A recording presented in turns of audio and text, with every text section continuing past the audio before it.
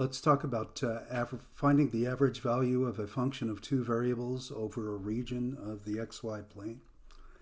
In order to begin my discussion here, I'm going to go back to Calc 1 for a minute and see what you guys remember here.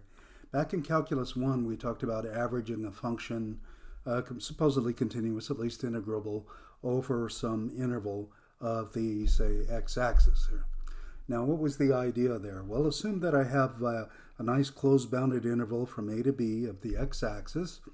Okay, then I've got a nice function continuous over that interval from a to b, such that I've drawn here. Okay, and I want to talk about the average y value, or the average value of that function over the interval. And what would that mean? This is really a matter of definition. So what we're doing is motivating a definition here. Now, let's go back to the basic idea of an average, an arithmetic average.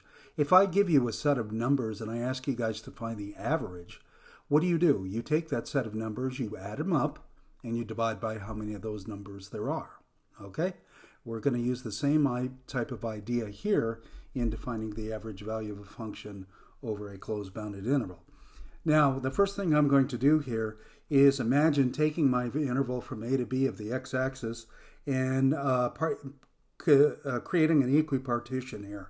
So it may not look like it, but the interval from a to b is going to be divided up into m equal pieces here. The length of each subinterval so generated I'll call delta x, which would be what? The length of the whole interval, b minus a, divided by that number m. Okay? So m is going to be a positive integer here. Okay? Now we were talking about the average again. Here's what I'm going to do. Just like polling, you take, to get a sample average, what we're going to do is take a value of x in each subinterval and do what? We'll evaluate the function there. Okay? So I'll say x sub I tilde. Okay? This is the sample point in the ith interval. Okay?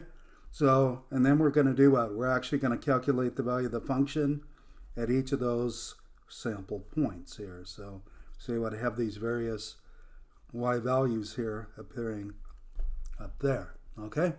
Now, so, by the way, in statistics, an average is often written with a, whatever the value is, with a bar over it. People be aware this is not a vector in this context. Y bar is a number. It's the average value of y. Now, I'm only, in my imagination, taking what? A sample so far, so I'll write approximately. Okay? Now, let's see. I had what? My y values was the function evaluated at what? Xi tilde. Okay? I want to add all those up, so I'll put a sigma there, right? And then I'm dividing by how many there were. How many are there? There's actually a total of m of them there. Okay? So my summation goes from 1 to m. I goes from 1 to m. F tilde, x sub I tilde. Okay, my sample x value. And here's what I'm going to do. I'm going to play a little trick here. I'm going to put a b minus a, the length of the whole interval, in there, and incorporate that divisor m inside the summation, which is completely valid because of the distributive property. Okay. And then I'll also do what? I'll put the b minus a factor underneath, so these b minus a factors would actually cancel. This is a valid equal sign, right? Okay, this is a valid equal sign. Now, let's talk about what the actual definition of y bar would be. So the average value of the function y equals f of x here is going to be the limit as the norm of the partition goes to 0. Now, the norm of the partition, that's the length of the largest subinterval, will go to 0 if and only if what? M approaches infinity, because this is an equipartition. So this time I'll go the limit as m approaches infinity of this summation, fx sub I tilde. Notice that b minus a over m is actually delta x here. Right? This whole thing's being divided by b minus a, which is a constant here. So I can just put it on the bottom of everything. And now you should notice here that this is actually would be the Riemann integral, wouldn't it? It would be the integral from a to b f of x dx over b minus a. Okay, so that was the definition we had from Calculus 1. In layman's terms, this would be represent what? The area underneath the curve, possibly signed, right? Signed area from a to b underneath that curve divided by what? The actual length of the interval. And that would give you the average height, okay? The average height. So there's the idea. That was Calc 1. Now I'm doing this as a reminder. I'm sure you know this already, but I'm doing this as a reminder of what we did in Calc 1 because we're going to do something very similar here in Calc 3. Now in Calc 3, I'm going to imagine that what? I've got z is a nice continuous function of x and y, and I'm going to go ahead and define the average value of the function over this rectangle here. I'll call this rectangle R. Okay. Now it's going to be a very similar idea here. What I'm going to do is create an equipartition of both the x and the y. Okay. So x goes from a to b here, and y goes from c to d. Okay. This would be y naught is c, y sub n, let's say, is d, x naught is a, x sub m is b. So I divided this up, the interval of the x-axis into m equal pieces and the interval on the y-axis into n equal pieces. Okay? All right, so we're going to write those down here. And then what am I going to do? Well, I'm going to take sample points. You know, they can be in various places here. I'm going to take sample points in each of these sub-rectangles here. Okay? Of course, those points have both what? An x and y coordinate. Okay? And remember, like we did previously when we were defining the Riemann integral over a region like a rectangle here, we had what? Let's say we had this sample point. I'll go like this. We'll use a double subscript notation. X sub ij tilde y sub ij tilde. So this is what? This is the point in the what? The ith subinterval of the x and the j subinterval of the y. Okay? So for example, that's what? X sub 1, 1, y sub 1, 1. That's x sub 1, 2, y sub 1, 2, tilde. Okay, and so forth. In this particular one, this is what? X sub 2, 1, y sub 2, 1, tilde, right? And so forth. Okay, so these are our sample points here. Okay, I goes from 1 to m, j goes from 1 to n. Those are sample points. Now we're going to do what we usually do now. Again, z bar. Again, that's not a vector. That's a quantity. That's the average value of z. The average value of the function of two variables. What are we going to do? We're going to take all these sample points. Okay. Now I'm going to use a double summation this time. I goes from 1 to m. J goes from 1 to n. The function evaluated at each of these sample points.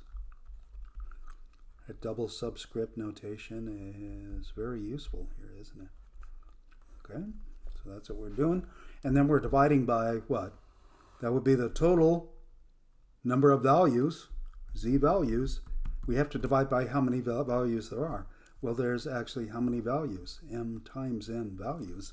That's how many subrectangles there are there. Okay? All right.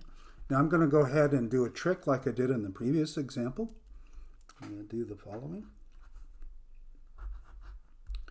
I am going to incorporate the m on the inside and the n on the inside. This way.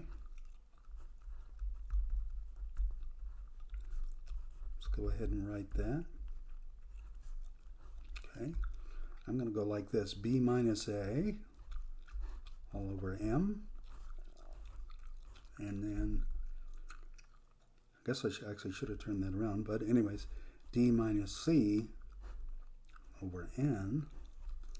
And then put the b minus a and d minus c down here, like that. Okay? Okay.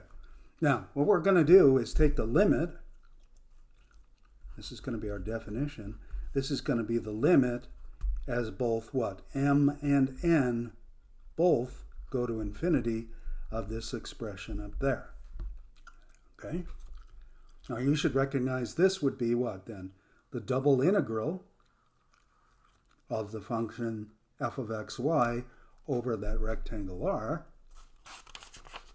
Okay? Let's go ahead and write that. You can't really argue with this since it's a definition. The only argument would be whether it's a good definition or not. Okay? So in the numerator, we actually have the double integral over the rectangle, f of xy. The way I've got it, I've got what? Dx, dy, but it doesn't matter what order you write that in. That's going to be what? dA, okay, dx, dy, or dy, dx, divided by, well, let's get in a definition here. Hey, what is that? b minus a times d minus c. That would be what? The width of the rectangle times the length of the rectangle. That's actually the area of the rectangle we're dividing by. So I could say the area of the rectangle we're dividing by. Here's another way to write that. Okay? In the case of a rectangle, that's very easy to integrate, right? But I'm writing it in this more general way because what we're going to do in our definition, we're not going to confine this definition just to rectangles. R can be what? Any well-defined region of the xy plane. So this is going to be our definition in general. By the way, if you guys go back to our original definition, or not definition, but interpretation of a double integral of this kind, where z is a function of x and y, we could consider this in certain situations. At least we could always consider this to be what? A volume on top and an area on the bottom, giving you once again an average height. But this time it would be an average height over the xy plane. Okay, so this is going to be our actual definition of the average value of a function of two variables over a general region. So R isn't just a rectangle, R is general, though our definition was motivated by just using a rectangle in the beginning.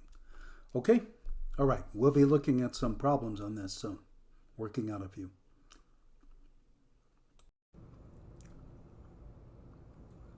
Oh, quick typo. The summation on the first page, you probably noticed, should have gone to what? M right there. Okay. Right here. Just want to emphasize here there wasn't a typo, but this is what? That's dx, or delta x, and this is what? Delta y. And that's why when we take the limit as the norm of the partition goes to 0, that we are indeed getting what? A double integral. Okay, just a little emphasis there.